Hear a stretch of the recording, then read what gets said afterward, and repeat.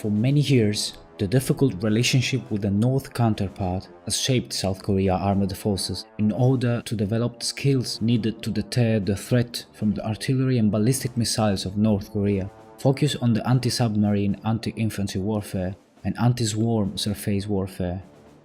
Nevertheless, many military analyses have noted that South Korea is acquiring capabilities that exceed those needed to fend off a hypothetical attack from the North.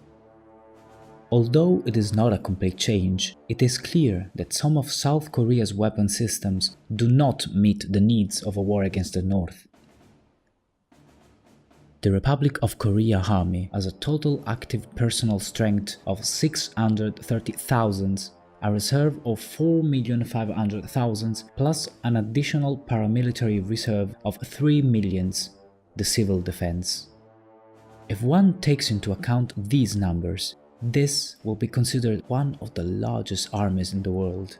Nonetheless, the reserve forces drill appears flimsy, as it is undeniably difficult to properly train such a large number of soldiers, and, put simply, there is not enough staff.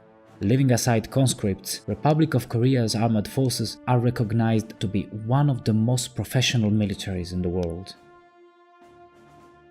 Until the launch of KMIL-SATCOM-1 in 2019, South Korea won't have a dedicated military satellite, a deficiency that should be addressed as soon as possible in the face of the nuclear threat posed by North Korea to monitor Chinese movements and, ultimately, considering South Korea's stature as a world-class power. Half of the main battle tanks forces is quite outdated, despite M48A3K and M48A5K upgrades, without even taking into account M47s and the other old tanks put in reserve. For the remaining half, it's a completely different story. Based on M1 Abrams prototype, the K1 tank was the first tank to be indigenously built by South Korean, an amazing accomplishment considering they didn't have any prior experience and that the results have been truly astonishing. The K1 and especially its upgrades have been considered slightly superior to the M1 Abrams itself and its upgrades by some analysts. In 2013, South Korea started to mass produce its new tank, K2 Black Panther. This is believed to be the most advanced tank in the world by many analysts. Relatively light in comparison, fast, very good maneuverability, lethal, very flexible, has probably the best combination of active protection system and armor. When all M48s will be substituted by K2, South Korea will possess a formidable armored force by any standard. As one may imagine, South Korea obtained a lot of US equipment and armored vehicles. K200 APC is based on US M113, already in possess of South Korea mechanized infantry divisions, and as such is an all-thrust APC. K21 is an infantry fighting vehicle based on US M3A2 Bradley, but superior in respect to its model, with greater internal space, added armor, and a 40mm Bofors cannon. The artillery is unquestionably less numerous than the northern counterpart, even though what lacks in numbers, it makes up in accuracy and much more advanced fire control systems.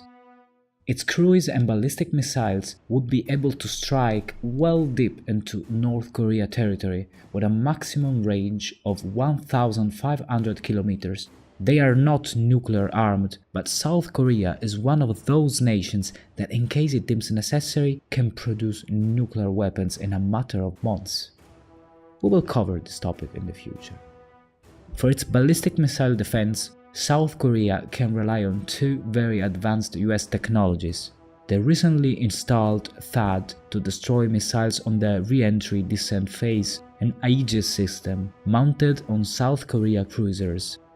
Intercepting a ballistic missile, it's a very complicated task, even for the most advanced and prepared countries, but South Korea at least can be counted on this prestigious list. In this first glimpse of the century, few naval forces can boast a path of modernization comparable to that of the Republic of Korea Navy.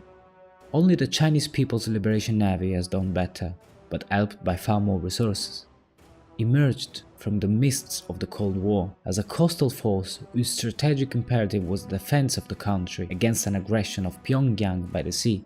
Today, the Republic of Korea Navy is preparing herself to become one of the most modern and powerful navies of the globe. The plastic representation of these changes can be found in a series of programs that are extending the capabilities of the Republic of Korea Navy in a distinctly oceanic sense. The modernization program, structured in 3 phases, has deeply modified the fleet, equipping it with new classes. The Kwangai-to Taiwan frigates KDX-1, the Chungwugong Yisun-shin destroyers KDX-2, and the Sejong Taiwan cruisers KDX-3. After a series of difficulties and delays, largely attributable to the inexperience in the production of modern ships, the program highlighted the ability of South Korean shipbuilding in the construction of more and more sophisticated ships, from the 3,100 tons of KDX-1 to 4,500 of KDX-2 and culminating in the 7,600 tons of KDX-3. The skills have been refined. Anti-submarine fighting, defense of convoys, and support for amphibious operations in the first class. Low radar scoring, advanced air defense systems, improved anti-submarine capability, and for attacking surface targets in the second, Aegis system, cruise missiles, and long-range air defense capabilities in the third.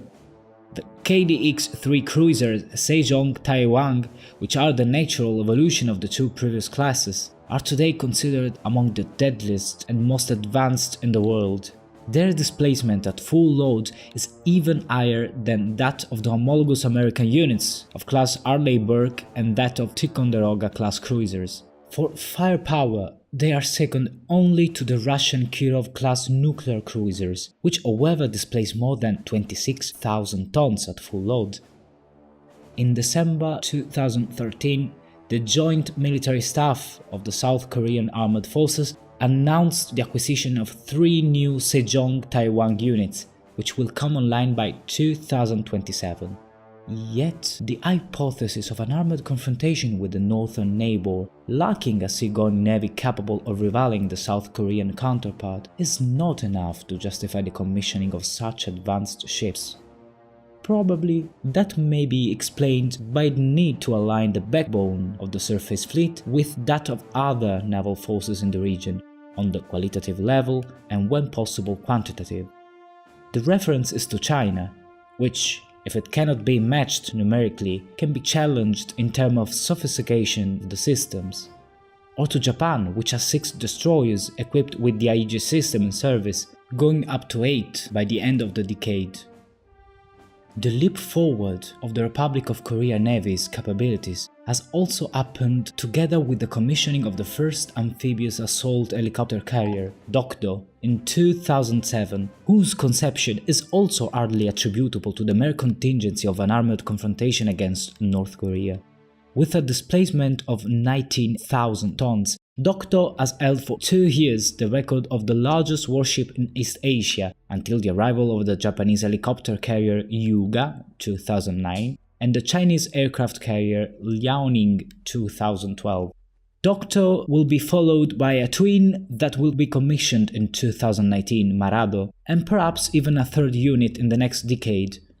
While being born as amphibious landing ships, these platforms will be the testbed for the acquisition of new capabilities concerning airborne operations, a step in a certain sense obligatory if in the future Seoul will confirm the intention to equip a pair of light aircraft carriers similar in size to the Italian Cavour. To make the modernization progress almost complete is the new attack submarines, introduced with the same gradual approach followed for the KDX surface units modernization programs. The sinking of the South Korean Cheonan corvette by a Pyongyang submarine in March 2010 showed the importance to be able to count on advanced divers to increase the chances of successfully countering the neighbor North Korean under the sea.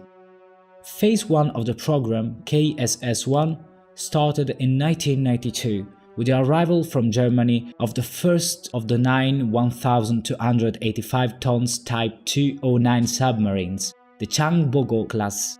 The remaining 8 units were built directly in South Korea at Daewoo Shipbuilding and Marine Engineering, both assembling parts from Germany and building the German boats under license, reputed at the time of choice as the best on the international conventional attack submarines market.